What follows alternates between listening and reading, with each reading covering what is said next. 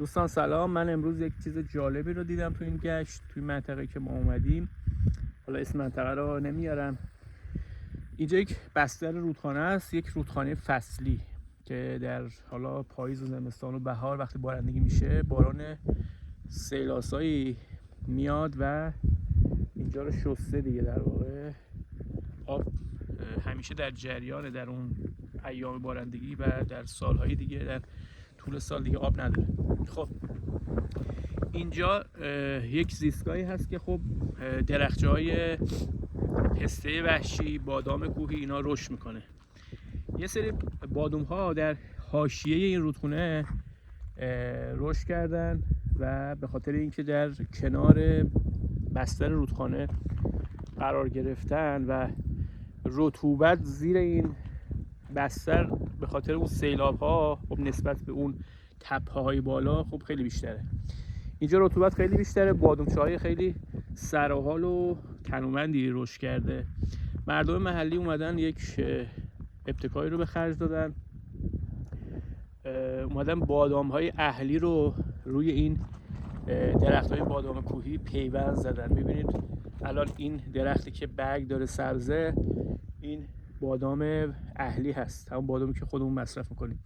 و این درخچه بادام کوهی یا بادامشک اصطلاحاً میگن. قدیمی‌ها می اومدن از این حربه به قول معروف استفاده میکردن، بادام اهلی رو پیوند می‌زدن به این درخت‌ها، به خاطر اینکه خب دیگه نیاز به آبیاری نداره، خیلی کار خودشون راحت میکردن به صورت محدود. البته اون هم روی این درخت بادومچه‌هایی که کنار بستر رودخانه هستن، چون که غیر از این جواب نمیده. اگر بخوام برن روی این بادام کوهی هایی که روی تپه ها قرار گرفته پیوند بزنن، به خاطر اینکه اونجا رطوبت خاک خیلی پایینه، اون بادام کوهی به زور خودش رو بتونه حفظ بکنه. حالا چه برسه بخواد یک بادام اهلی رو هم پرورش بده و بار بده، بالاخره نیاز به آب زیادی داره. ولی این درخت‌هایی که در کنار رودخانه هستن، به خاطر اینکه ریشه‌شون تو آب همیشه در طول سال رطوبت داره، این قدرت رو دارن که یک بادام اهلی رو هم قبول بکنن رو خودشون و این رو در طول سال پرورش بدن.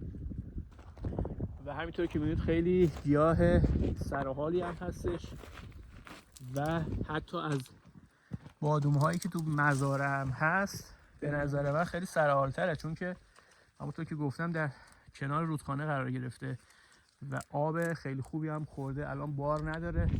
الان ما تو ماه آبان هستیم، امروز 27 آبان 1403 هست و این بارش رو چیدن. خب بریم نزدیکتر ببینیم به چه صورته. ببینید اینجا هم یه دونه درخت دیگه است تو طول مسیر. اون انتها هم اگه ببینید سبزه من دارم اشاره میکنم، اینم دقیقاً یه همچین کاری رو درخت انجام دادن و بادام و اهلی رو اومدن پیوند زدن. اینی که ما الان اینجا داریم سنش خیلی زیاده. من فکر میکنم یه حداقل 20 سالی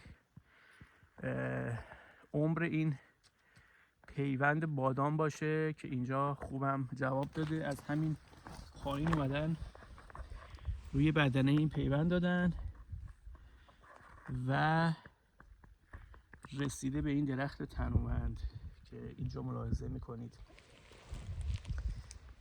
بازم هست این درخت هم همینطوره، همینطور که میبینید. الان این شاخه ها، ببینید این شاخه بادام کوهیه، همینطور که ملاحظه میکنید از تنش مشخصه بادام کوهیه. ولی این بادام اهلیه، از همون پایین پیوند خورده و رشد کرده.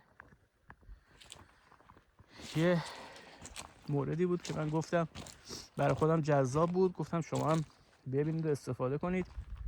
اینجا همینطور که گفتم در بستر یک رودخانه قرار گرفته. اینم موتور ما هست. در گشت بودم تو این منطقه و اومدم تو این محدوده‌ای که رودخانه است. ببینید اینجا سیلاب اومده، اینجا رو کاملا شسته. ماه پیش تقریبا اوایل آبان 1403 بارون خیلی خوبی اومده اینجا که پایین دست این رودخانه یک سدی هست که برای آب شرب چندین روستا در اینجا استفاده میشه. حالا میریم آب اونجا رو میبینیم که همینطور که ملاحظه میکنید اینجا شسته شده، یک سایبونی رو درست کرده که تو تابستون حتی میشه کنار این استراحت کرد، از سایه‌اش استفاده کرد.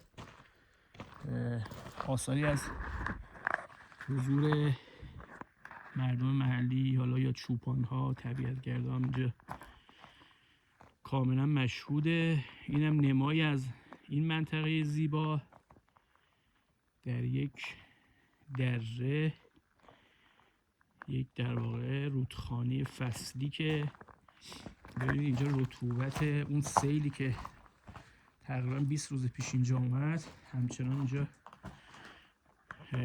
نشون میده که سیل خیلی خوبی آمده تا اینجا، آب نفوذ کرده. اینم سقف این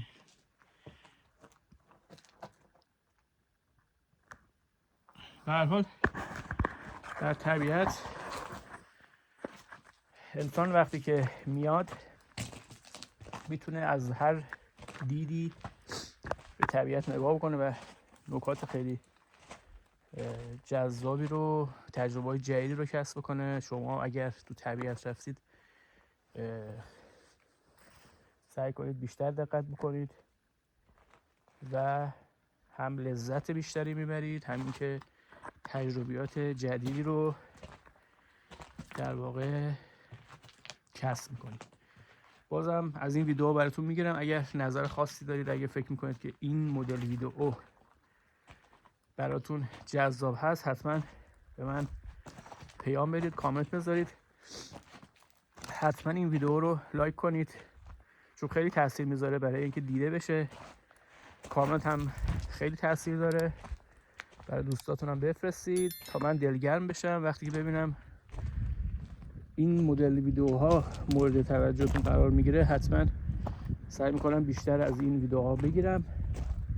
در ادامه من میرم اون سد پایین دستی که گفتم خدمتون سیلاب باعث شده اونجا پر بشه، در این فصل بهتون نشون میدم. موفق باشید. فعلا خدا نگهدار.